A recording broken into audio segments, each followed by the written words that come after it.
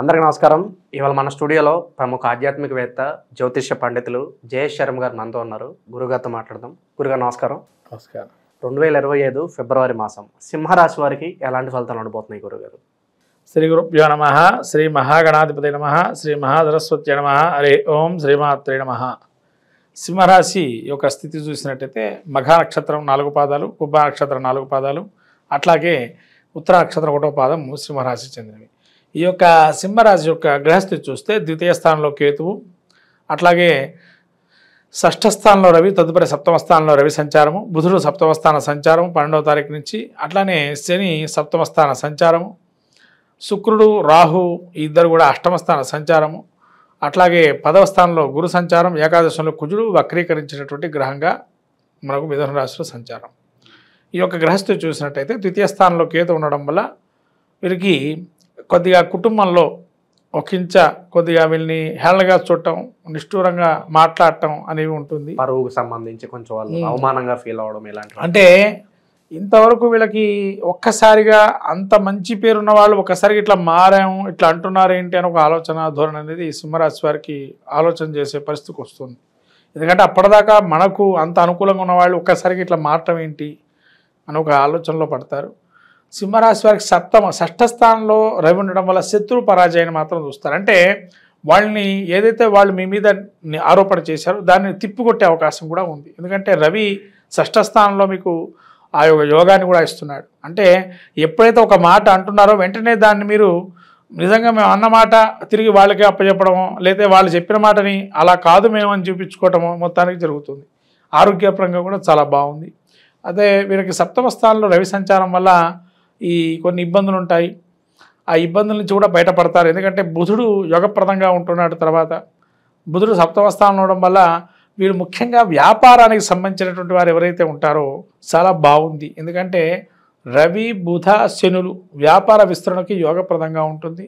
లేకపోతే వీళ్ళు ప్రైవేటు కానీ లేకపోతే వీళ్ళు ఈ యొక్క గవర్నమెంట్ సంబంధించి కానీ వ్యవహారాలు ఏవైతే ఉన్నాయో అది కొంత రాణింపు సంబంధించి ఉంటుంది. కాంట్రాక్టుదారులుగా ఉండేటువంటి వారు ఎవరైతే ఉన్నారో వాళ్ళకు కొద్ది ఇబ్బందికరమే గవర్నమెంట్ కాంట్రాక్టర్లు. ఎందుకంటే వీళ్ళు పనులు చేస్తారు, వాళ్ళు డబ్బులు మాత్రం ఎప్పటికో వస్తుంటాయి. కాంట్రాక్టుదారు కొద్దిగా ఇబ్బంది. తర్వాత మామూలుగా న్యాయ వ్యవస్థలో ఉండేటువంటి వారు ఎవరైతే ఉంటారో వాళ్ళకి యోగం. ఎందుకంటే ప్రమోషన్ కానీ లేదైనా వాళ్ళకి కొంత హైకు పెరగటం కానీ, లేదా వాళ్ళు ఉండే స్థానంలో వాళ్ళకి కొంత పేరు ప్రతిష్టలు రావటం కానీ, అంటే వాళ్ళు ఇచ్చే తీర్పుని కొంతవరకు న్యాయమూర్తులు కానీ వాళ్ళ తీర్పులు ఏవైతే స్వాగతించడం కానీ అటువంటి జరిగే అవకాశం ఎక్కువగా ఉంది. కాబట్టి న్యాయమూర్తులకి చాలా బాగుంటుంది. సింహరాశి న్యాయమూర్తులు ఎవరైతే ఉంటారో వాళ్ళకి యోగప్రదంగా ఉంటుంది. న్యాయవాదులకు కూడా బాగుంటుంది. అట్లాగే వీరికి డాక్టర్లకు కూడా మంచి పేరు ప్రఖ్యాతలు, తర్వాత వాళ్ళు చేసే సేవా భావం ఏవైతే ఉంటుందో వాటి కూడా మంచి గుర్తింపు అనేది ఉంటుంది. అటువంటి సందేహం లేదు. అయితే సప్తమ స్థానంలో ఎదుటి మనిషి మిమ్మల్ని ఏమనుకుంటున్నారా, మంచి అనుకుంటారా చెడు అనుకుంటారా సమస్య అదొక మీరు సమస్యగా పరిష్కారం అయ్యే అవకాశాలు ఎక్కువగా ఉంటాయి. ఎందుకంటే మంచి చెడు అనేది రెండు ఉంటాయి ప్రతి మనిషికి. కొంతమంది మంచి అనుకుంటారు, కొంతమంది చెడు అనుకుంటారు. మీకు సంబంధం లేదు ఆ విషయం. ఎందుకంటే మంచి అనుకునేవాడు మనవాడు, చెడు అనుకునేవాడు పరాయివాడు అనుకోవడం మంచిది. ఎందుకంటే ప్రతి ఒక్కడు మీ మంచిని చూడాలని ఎక్కడా లేదు, చెడు చూడాలని ఎవరు అనుకోరు. కాబట్టి మంచి చెడు సహజ జీవితంలో ఉంటాయి. ఈ సింహరాశి వారికి అటువంటి ఒక కలయిక అనేది ఈ మాసంలో ఉంది. మాఘమాసంలో నిరుద్యోగులు విద్యార్థులు వీళ్ళ పరిస్థితి ఎలా ఉండబోతుంది గురుగారు ఈ మాసం? నిరుద్యోగులకి ఈ మాసం కొద్ది గడ్డు కాలమే. ఎంత ప్రయత్నం చేస్తే తప్ప 100కి 100% ప్రయత్నం చేసినా ఇంకా ఏదైనా మనం పరిష్కారం చేయాలా, ఇంకా ఏ విధంగా మనం ముందరకు వెళ్ళాలా అనే ఆలోచన ఉంటుంది. కానీ విదేశీ ప్రయత్నం చేసేటువంటి వారు ఎవరైతే ఉంటారో వాళ్ళకి యోగప్రదంగా ఉంటుంది. ఎందుకంటే 9లో శుక్రరాహులు బాగా యోగాన్ని ఇస్తున్నారు. కాబట్టి విదేశీ ప్రయత్నం చేస్తూ లేదా విదేశీ లాభాన్ని ఇక్కడ ఉన్నదనుకోండి, ఇప్పుడు ఫర్మ్ ఇక్కడ ఉంది కానీ దీని వ్యాపార కలాపాలన్నీ కూడా యుఎస్ అబ్రాడ్కి సంబంధించినవి ఉంటాయి. ఆ వ్యాపార సంస్థలకి బాగా యోగం, ఇక డబ్బులు బాగా వస్తాయి. ఎందుకంటే శుక్రుడు రాహు ఎప్పుడైతే అష్టమ స్థానంలో శుక్రుడు ఉన్నాడో ఈ సింహరాశి వారికి యోగాన్ని ఇస్తున్నాడు. అదొక ప్లస్ పాయింట్. సింహరాశి వారికి ఇన్ని గ్రహాలు ఒక ఎత్తు, శుక్రుడు ఇచ్చే పాత్ర ఒక ఎత్తు. అంటే శత్రు స్థానం అయినా కూడా వీరికి శత్రువు అయినా కానీ శుక్రుడు వీళ్ళకి ఈ ఎప్పుడైతే 9లో ఉంటున్నాడో ఉచ్చస్థితిలో ఉంటున్నాడో విదేశీయానం సంబంధించి కానీ విదేశీ వస్తువులు కానీ విదేశీ వ్యాపారం కానీ కలిసి వస్తుంది. అంటే ఇక్కడ చేయకపోయినా వీళ్ళ వ్యాపారాలు కార్యకలాపాలు విదేశాలకు సంబంధించిన వ్యాపార కలాపాలు మాత్రం అద్భుతంగా యోగిస్తుంది. అట్టడే ఇక్కడుండే న్యాయమూర్తులు ఇందాక మేము చెప్పినట్టుగా ఏదైతే ఉందో ఈ న్యాయమూర్తులు కానీ డాక్టర్లు కానీ ఇక్కడ కన్నా విదేశాల్లో వీళ్ళకి ఎక్కువగా పేరు ప్రఖ్యాతలు వస్తాయి. అంటే వాళ్ళు స్వాగతిస్తారు, లేదా వాళ్ళ యొక్క సమాజ భావాన్ని చూస్తారు. అటువంటివి కొన్ని మెలకువలని బాగా ఉంటాయి. న్యాయమూర్తుల్లో కూడా కొన్ని రాణింపులు ఉంటాయి. ఎందుకంటే కొత్త చట్టాలు మార్పులు కూడా తెచ్చే అవకాశం కూడా ఉంది. ఎందుకంటే శుక్రుడు రాహు ఎప్పుడైతే కలిసి ఉన్నారో శని కూడా వీళ్ళకి రాబోయే ఉగాదిలో మనకు కలిసి వస్తున్నాడు. కాబట్టి న్యాయ వ్యవస్థలో కొన్ని మార్పులు చేర్పులు వచ్చే అవకాశం తథ్యంగా కనబడుతుంది. కాబట్టి న్యాయ వ్యవస్థలో కొన్ని మార్పులు చేర్పులు వస్తాయి, కొన్ని సెక్షన్లు మారే అవకాశం కూడా ఉంటుంది. శుభకార్యాలు జరగడానికి ఏదైనా ఆస్కారం కనిపిస్తుందా గురువుగారు మరి ఈ మాసం? శుభకార్యాలు జరగడానికి చూస్తే కొద్ది వరకు ఒకంత శుక్రుడు యోగాన్ని ఇస్తున్నాడు. కాబట్టి 100లో ఒక 30% ముందరకెళ్తుంది పనులు మాత్రం. తర్వాత కాలం చెప్పలేము. ఇప్పటికైతే 30% ముందరకెళ్తాయి. ఎక్కువ కార్యక్రమాలు పెట్టుకోకపోవడం మంచిది. ఎందుకంటే అష్టమంలో 3 గ్రహాలు కలయిక అనేది మంచిది కాదు. కాబట్టి ముందరకెళ్ళకపోవడమే సహజంగా ఉంటుంది. ఇంకా మంచి ఫలితాలు పొందడానికి సింహరాశి వారికి ఏదన్నా మంచి రెమెడీస్ ఉంటే తెలియజేయండి గురుగారు. సింహరాశి వారు గణపతి ఆరాధన బాగా చేసుకోవాలి.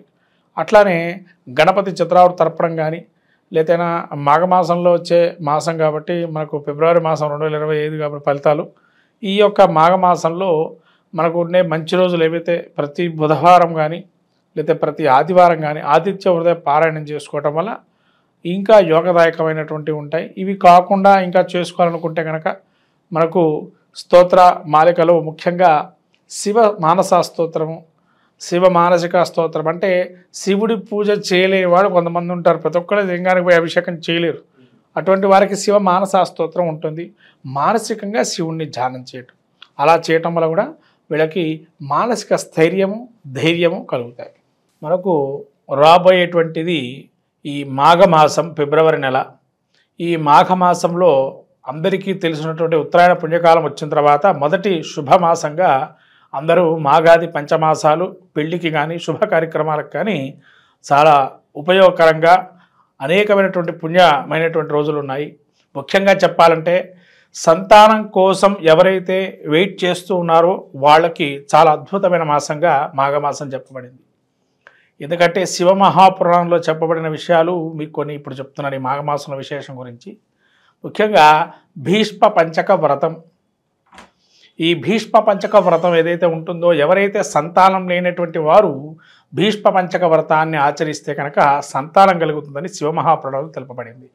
అట్లానే మనకు పుత్రదా చతుర్థి అని చెప్పి ఒకానొక చతుర్థి తిథి కూడా ఈ యొక్క సమయంలో వస్తుంది. అంటే సంతానం అటువంటిది ఎవరికైతే చాలా ఇబ్బందులు పడుతూ అనేకమైనటువంటి వైద్యంలో కూడా సంప్రదిస్తూ ఉండేటువంటి వారికి ఈ యొక్క మాసం మీరు ఏదైతే అనుకుంటున్నారో ఆ సంతానవంతులు కావాలనుకునేటువంటి వారు ఈ భీష్మ పంచక వ్రతాన్ని ఆచరించడం ద్వారా ఖచ్చితంగా కలుగుతుంది. అలానే మనకు పితృ సంబంధమైనటువంటి ఏదైతే మనకు పితృశాపాలను అంటాము ఇటువంటివన్నీ కూడా మనకు ఈ మాఘమాసం పౌర్ణిమ మహామాఘి అని కూడా అంటారు.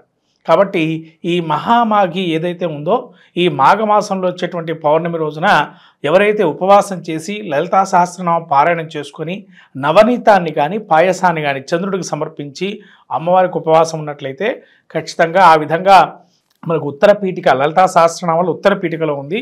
ఆ ఉత్తర పీఠిక మీరు చదువుకున్నట్లయితే ఖచ్చితంగా ఎన్ని సంవత్సరాలు కానీ ఎన్ని నెలలు చేస్తే ఈ ఫలితం వస్తుందో కూడా చెప్పబడింది. అలా శ్రీచక్రార్చన ఇవన్నీ కూడా ప్రాముఖ్యంగా మాఘమాసం చాలా విశేషమైనటువంటిది.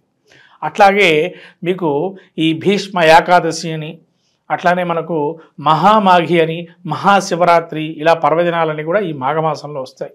కాబట్టి ఈ 12 రాసుల వాళ్ళందరూ కూడా ఈ మాఘమాసంలో కూడా అనేక పుణ్య కార్యక్రమాలు నెరవేర్చుకొని అందులో మాఘ స్నానం అంటారు. ముఖ్యంగా మనకు మాఘ పురాణం కూడా ఉంది. అంటే పద్మపురాణం అంతర్గతంగా ఈ యొక్క మాఘ పురాణం కూడా ఉంటుంది. అంటే పద్మపురాణంలో ఎవరైతే విష్ణుమూర్తిని ఎక్కువగా వైశాఖ మాసంలో కానీ అట్లానే మనకు కార్తీక మాసంలో కానీ ఇట్లా మాఘమాసంలో కానీ ఈ పురాణాలు మన అందులోంచి తీసుకోబడింది. ఈ స్కాంద పురాణంలో కొంత అట్లానే పురాణం మరి పద్మపురాణంలో కొంత ఆ భాగాలు తీసుకొని ఈ పురాణాలు ఏర్పడని. కాబట్టి ఈ మాఘ పురాణం కూడా మనకు స్నానాల గురించి తెలుపబడింది విశేషంగా. కాబట్టి ఎవరికైతే అవకాశం ఉంటుందో సముద్ర స్నానం అనేది చాలా విశేషము.